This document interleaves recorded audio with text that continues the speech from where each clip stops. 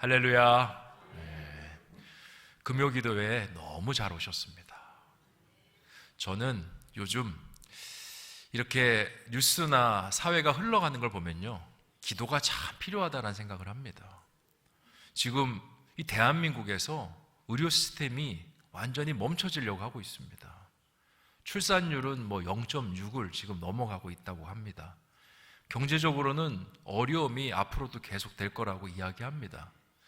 그런데 더 놀라운 건요, 모두가 이 모든 문제에 대해서 걱정은 하는데 무덤덤하다라는 겁니다. 어떻게든 되겠지 하면서 침몰해 가는 배를 그대로 보고 있는 마음이 너무 안타깝습니다. 우리야 그렇게 침몰이 서서히 이루어지면서 어떻게 되겠지만 우리 자녀들이 살아갈 대한민국 아니겠습니까? 우리 손주들이 살아가야 될 나라가 아니겠습니까?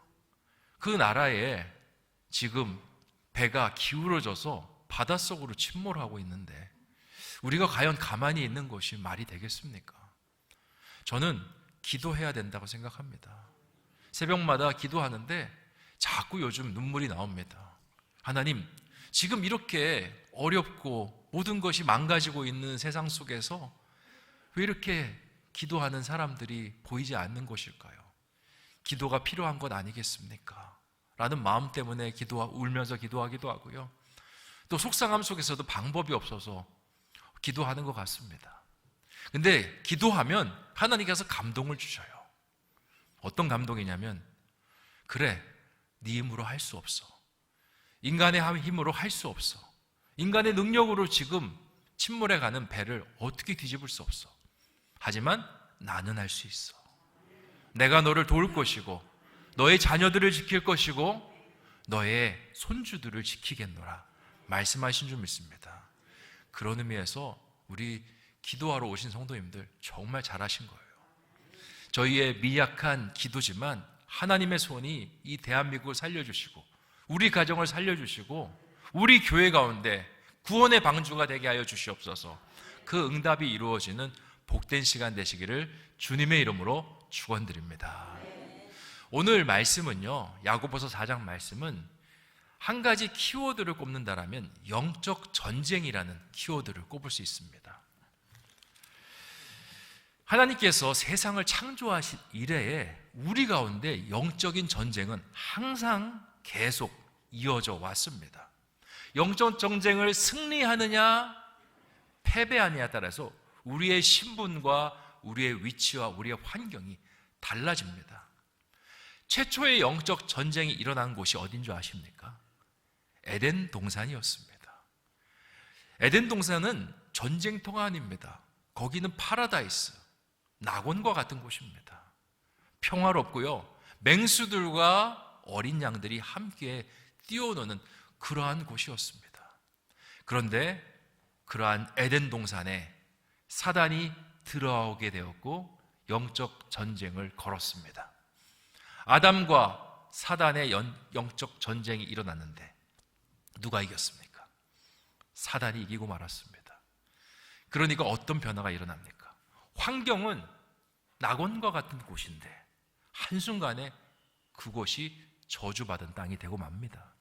하나님께서 땅을 저주하고 여자를 저주하고 그리고 뱀을 저주하며 우리의 후손조차도 그 저주 속에 들어가는 불행을 야기하고 말았습니다. 이게 영적인 전쟁의 무서움입니다. 반대로 세상이 전쟁터와 같습니다. 비가 40주 40야를 쏟아집니다.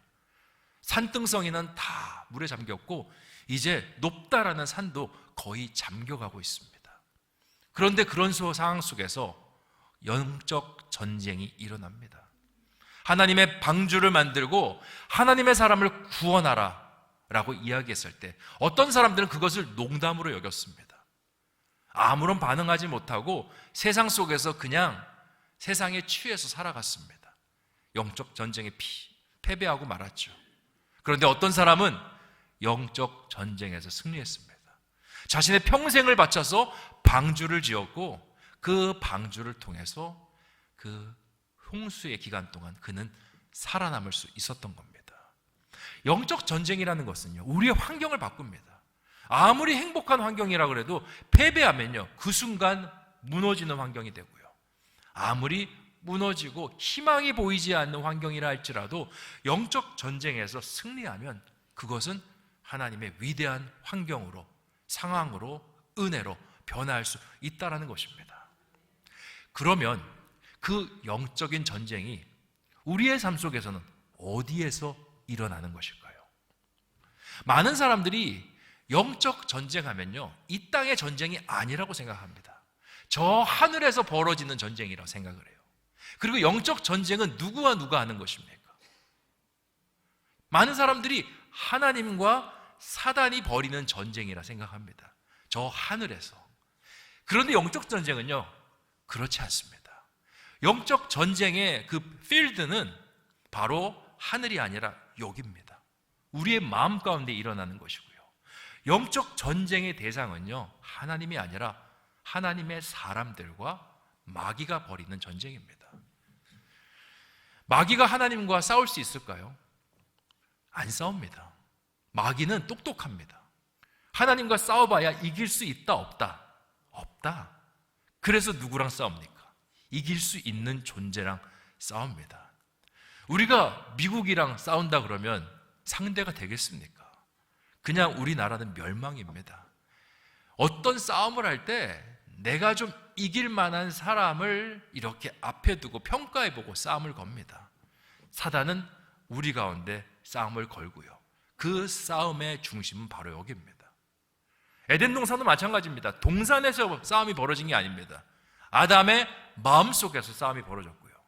노아의 상황도 마찬가지입니다. 노아의 마음속과 그 당시에 살아가는 사람들의 마음속에서 영적인 전쟁이 일어난 것입니다. 오늘 읽은 말씀은 야고보서 4장에서는요, 이 땅에 펼쳐지는 영적인 싸움이 어떤 영향력을 주고 어떤 이유로 우리 가운데 찾아오는지에 대해서 말씀하고 있는 내용입니다.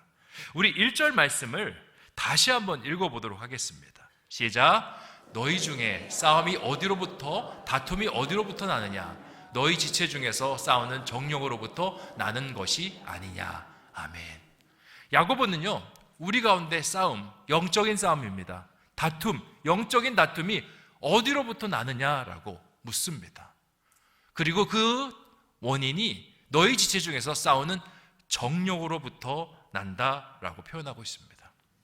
이 정욕이란 단어는요, 헬라어로 헤도논이라는 이름을 갖고 있는 단어입니다. 이 단어의 원래 뜻이 뭔지 아십니까? 정욕이 아닙니다. 기쁨이란 뜻입니다. 기뻐하다는 뜻. 이 단어는 신약 성경에 5번 등장하는데요. 헤도논이라는 단어. 이게 다 부정적으로 사용됐습니다. 우리는 의아합니다. 기쁨이란 단어는요, 우리에게 긍정적인 단어입니까? 부정적인 단어입니까? 긍정적인 단어예요. 여기 계신 분들 중에 기쁨을 싫어하는 분들 계십니까? 아, 나는 슬픔이 좋아. 나는 괴로움이 좋아. 그런 분들 없을 겁니다. 내가 비록 슬픔 가운데 있더라 할지라도, 내가 오늘 예배 오기 전에 좀 누군가 싸워서 우거지상이라 할지라도 나는 기쁨을 원합니다. 그리고 성경에서 하나님을 사모하는 사람에게는 슬픔이 변하여 기쁨이 되겠다라고 말씀을 합니다. 우리가 알기에 기쁨이라는 것은 너무 좋은 단어인데 왜 여기서는 정욕이라고 쓰이는 단어로 해석하고 있을까요? 그것은 이 헤도논이라는 단어가 가리키는 방향 때문입니다. 이 기쁨은요, 하나님의 기쁨이 아닙니다. 어디를 향해 있는 기쁨이냐? 여기를 향해 있는 기쁨이에요. 내 자신을 향한 기쁨, 내 어떤 유익을 향한 기쁨. 그래서 신약 성경에 이 단어를 번역할 때 어떻게 번역하냐면 기쁨인데 쾌락으로 번역합니다. 향락으로 번역을 합니다. 하나님과 거리를 두게 만들고 하나님의 사람이 하나님의 사람으로 살지 못하게 하는 것이 바로 이 헤도논이라는 단어입니다. 하나님의 사람은요, 그리스도인은 기쁨도 하나님으로부터 출발해야 됩니다. 기쁨의 근거가 하나님 안에 있어야 됩니다.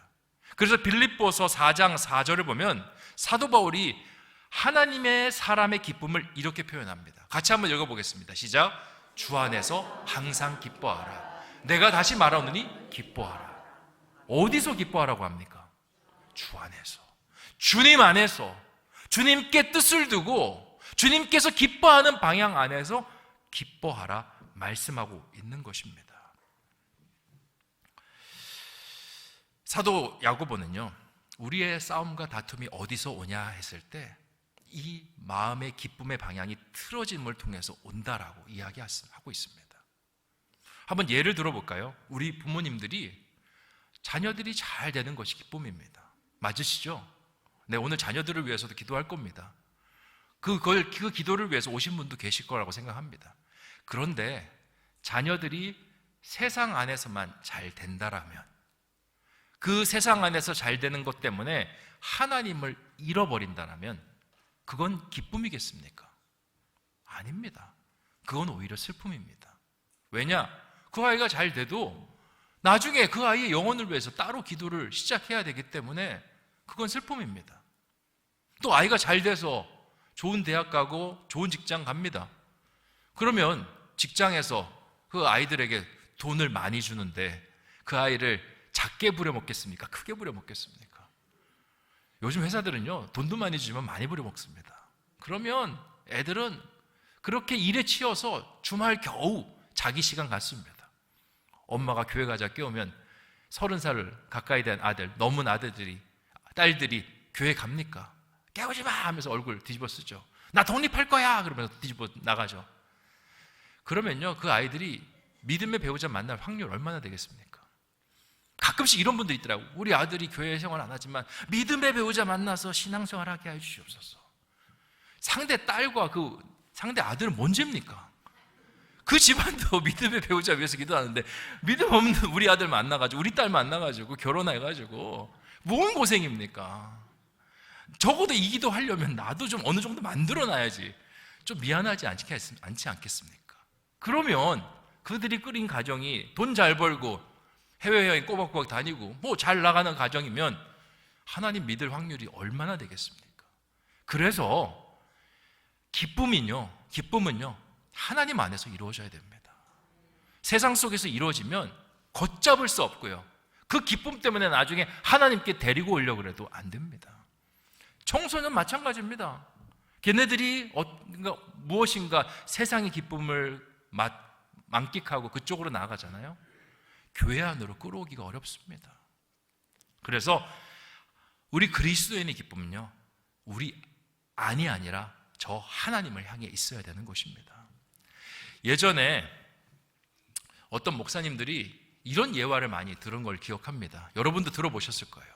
어떤 분이 잠을 자다가 천국을 구경하게 됩니다. 그리고는 천국에 올라갔더니 베드로가 마중을 나옵니다. 베드로가 이야기합니다.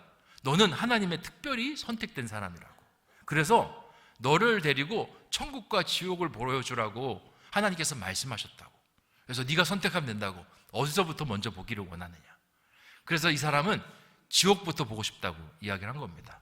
평소에 이 사람이 생각하는 지옥은 불못에다가 불뱀에다가 뭐 구더기들이 가득한 그런 곳으로 생각했거든요. 그래서 지옥이 얼마나 무서운지 지옥부터 보고 싶습니다. 그게 베드로가 이 사람을 지옥으로 데려갑니다. 지옥으로 갔는데요, 자기가 상상하던 지옥이 아닙니다.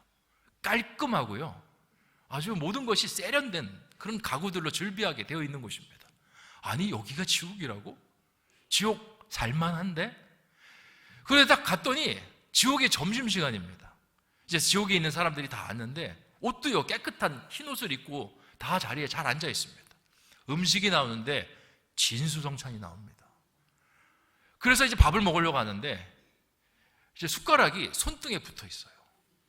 그리고 장대처럼 깁니다. 많이 들어보셨죠? 그래서 밥을 먹으려고 음식을 떠서 숟가락 입으로 가져가 대려면 지옥에 있는 사람은요, 옆 사람을 툭 치고 반대에 있는 사람을 툭 치고 하면서 서로 시비가 붙고 싸움이 나서 아무도 식사를 못했답니다. 그런데 이 사람이 이 모습을 보고 천국에 다시 이제 구경을 갑니다. 천국에 갔더니 가구도 똑같습니다. 그리고 점심시간입니다. 식사하러 나오는데 다 흰 옷을 입고 의자에 앉습니다. 그리고 음식이 나오는데 진수성찬입니다. 그런데 이 천국의 사람들은 식사를 똑같은 장대 같은 숟가락을 가지고 맛있게 합니다. 어떻게 하는지 아십니까? 네, 워낙 많이 들었던 예화니까 다 알죠. 서로 떠먹여주며 막 이러면서 사랑하면서 맛있게 먹습니다. 이 예화가 이야기하는 것이 무엇입니까? 천국은요, 하나님 나라는요, 장소의 개념이 아니라는 겁니다. 우리 이 마음속에서 영적인 전쟁을 어떻게 해나가에 따라서 그곳이 천국이 될 수도 있고 그곳이 지옥이 될 수 있음을 이야기하는 겁니다. 에덴 동산에 있었다고 해서 그것이 축복입니까? 아니요. 영적 전쟁을 지니까 거기는 지옥과 같은 곳으로 변하는 겁니다. 하지만 지옥과 같은 곳에 있다 할지라도 우리의 마음속에 찾아오는 영적인 전쟁이 승리로 이루어지면요, 거기서부터 하나님의 천국이 열릴 수 있는 것입니다. 그래서 오늘 말씀에서 너희의 싸움이 어디서부터 오느냐, 다툼이 어디서부터 오느냐, 바로 너희 중심, 그 중심의 정욕으로부터 온다라고 말씀하고 있습니다. 좀 더 말씀을 읽어보겠습니다. 우리 2절 말씀도 같이 한번 읽어보겠습니다. 시작. 너희는 욕심을 내어도 얻지 못하여 살인하며 시기하여도 능히 취하지 못함으로 다투고 싸우는도다. 너희가 얻지 못함은 구하지 아니하기 때문이요. 아멘. 자, 우리 마음속에 정욕이란 게 있습니다. 정욕이 어떻게 발전하는지 2절에서 가르쳐주고 있어요. 정욕이 욕심이 됩니다. 욕심이 돼서 살인이 되고 시기가 되고 그리고 다투게 만든다라는 거예요. 이 비슷한 말씀이 있습니다. 죄가 장성한즉 사망을 낳느니라. 욕심이 잉태하여 죄를 낳고 죄가 장성한즉 사망을 낳느니라. 똑같습니다. 욕심이 죄가 되고 그것이 살인을 만들어내고 시기를 만들어내고 다툼을 만들어내는 거예요. 그렇게 우리에게 안에 있는 정욕이 얼마나 무서운지 모릅니다. 별것 아닌 것이라 생각할 수 있는데 이것이요, 모든 만물의 죄의 근원인 것입니다. 살인요, 도둑질요, 첫 시작은요, 내가 그것을 갖고 싶다라는 생각부터 시작합니다. 내가 그 사람을 미워한다라는 생각부터 시작합니다. 주어는 항상 납니다. 하나님이 하면서 살인하는 사람 없습니다. 하나님이 하면서 도둑질하는 사람 없습니다. 하나님이 내 손을 잡고 그 주머니에 넣게 하셔서 이런 사람 없어요. 다 내가 시작하고 있는 겁니다. 그런데 진짜 무서운 게 뭐냐면 우리가 이 정욕을 품고 있으면요, 구하여도 얻지 못한다라고 이야기합니다. 이게 무슨 말이냐? 기도해도 응답이 안 된다라는 거예요. 3절에 조금 더 자세하게 쓰여져 있는데 3절 말씀도 같이 한번 읽어보겠습니다. 시작. 구하여도 받지 못함은 정욕으로 쓰려고 잘못 구하기 때문이라. 아멘. 좀 더 깊게 이야기하죠.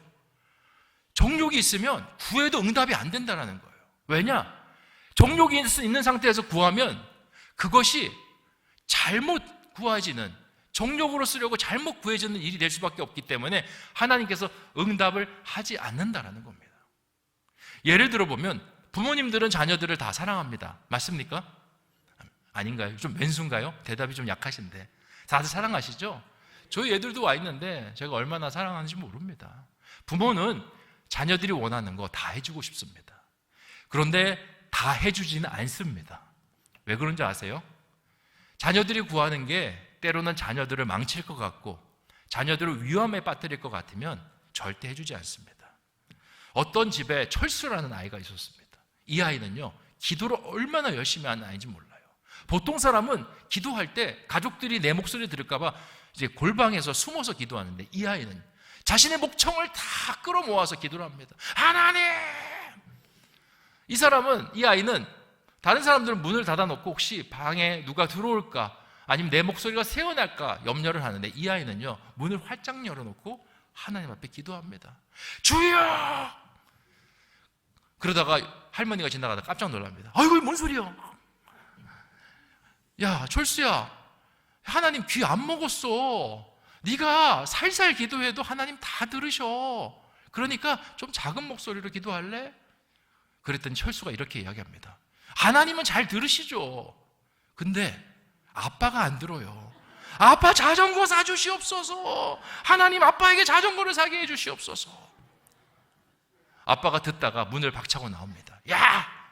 초등학교 1학년이 학교에 타고 간다고 자전거 사달라는 게 말이 되니? 왜요? 친구들도 그렇게 하는데요. 친구들 누군가는 그렇게 하겠죠. 아니, 저기 차도 쌩쌩 달리는 도로에 긴 건널목을 건너가야 되는데 초등학생 1학년이 자전거 타고 학교 가겠다는 게 말이 되니? 절대 못 사줘. 절대 못 사줘. 아이와 아빠가 실랑이가 벌어집니다.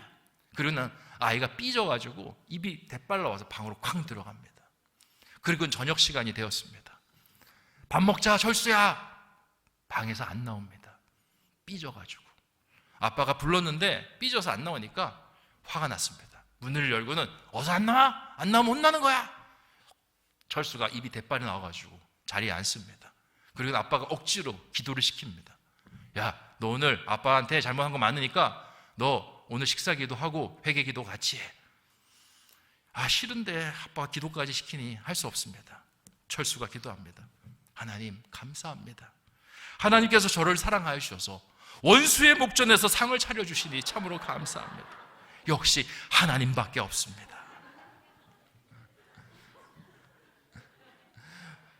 부모가 자녀를 사랑하지만 자녀가 원하는 것이요, 자녀에게 도움이 되지 않거나 자녀를 해롭게 하면 부모는 주고 싶어도 주지 않습니다. 초등학교 1학년 아이가 자전거 타고 차가 쌩쌩 달리는 학교에 가겠다고 하는데 어느 부모가 그것을 사주겠습니까?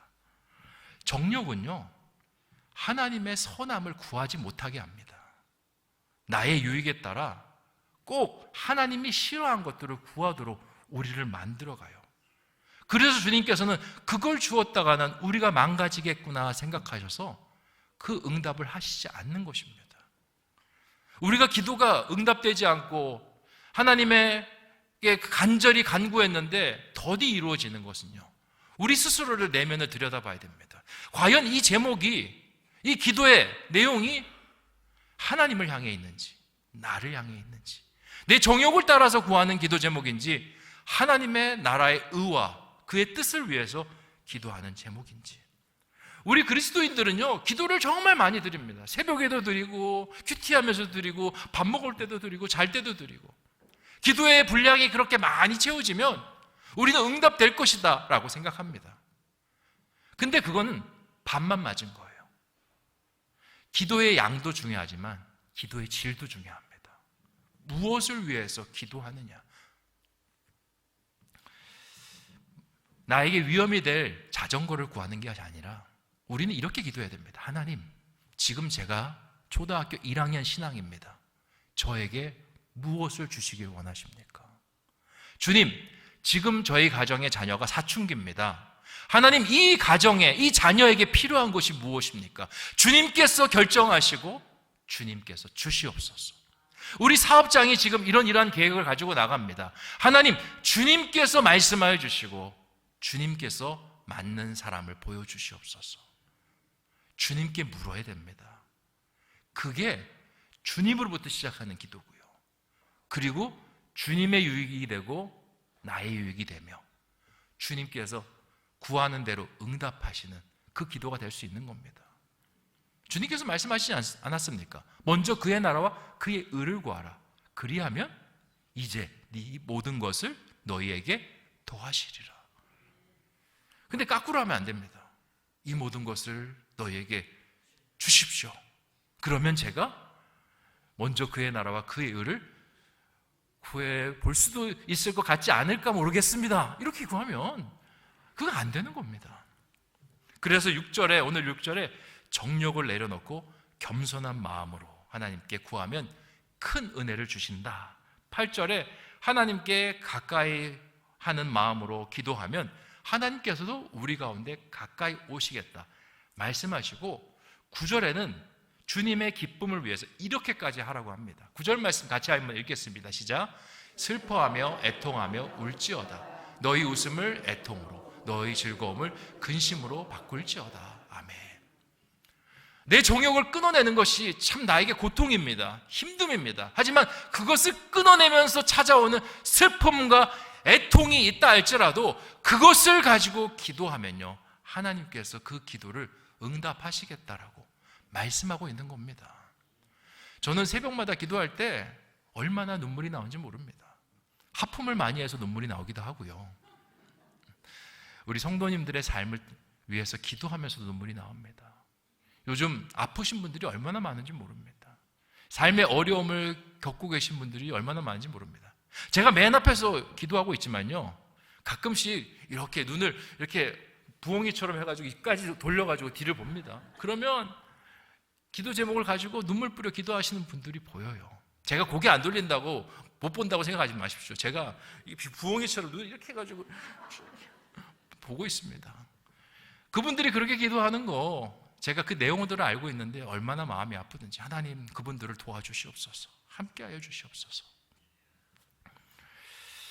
우리가 비록 우리의 정욕을 끊어내는 슬픔과 고통이 있다 할지라도 하나님께 그렇게 기도하면 하나님께서 우리의 기도를 들으십니다.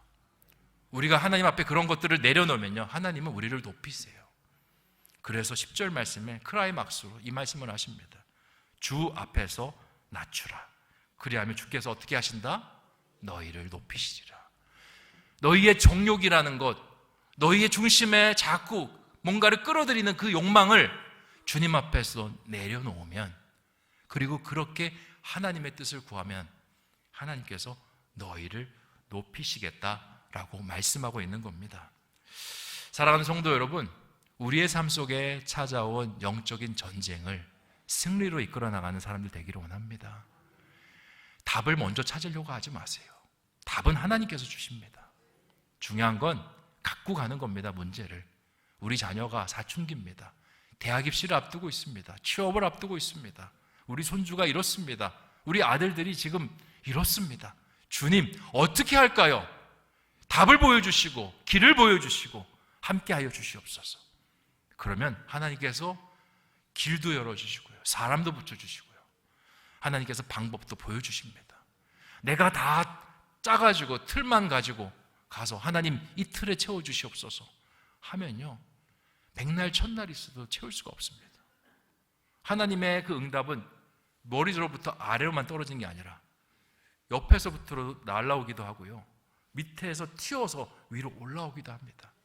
그러니까 우리는 그냥 하나님 앞에 맡기면서 나아가는 겁니다. 오늘 야고보서 4장의 말씀을 가슴 깊이 품으시고 정말 우리 가운데 있는 영적인 전쟁을 승리하고 우리가 있는 자리 속에서 하나님의 놀라운 축복의 장소로 바꿔내는 그 은혜가 있기를 주님의 이름으로 축원드립니다. 기도하겠습니다. 좋으신 아버지 하나님, 오늘 야고보서 4장의 말씀을 우리 가운데 허락하여 주시니 참으로 감사합니다. 영적인 전쟁에 대해서 야고보는 이야기합니다. 싸움이 어디서부터 오느냐, 다툼이 어디서부터 오느냐, 정욕으로부터 나는 것이 아니냐 말씀하고 있습니다. 정욕이 만들어낸 건 욕심이고 살인이고 시기이고 결국 구하여도 받지 못하게 하는 그런 불행함으로 우리를 끈다고 말씀하고 있습니다. 하나님, 첫 단추인 정욕부터 꺾기를 원합니다. 그리고 하나님의 뜻을 구하는 마음으로 풀어가게 해주시고, 그렇게 단추를 채우며 우리 주변에 있는 문제들을 놓고 기도하게 해주시고, 또 우리 주변에 있는 가족들을 위해서, 또 주변에 있는 여러 환경들을 위해서 기도해 나가는 우리 모두가 되게 하여 주시옵소서. 감사를 드리오며 모든 말씀 예수님의 이름으로 기도하옵나이다. 아멘.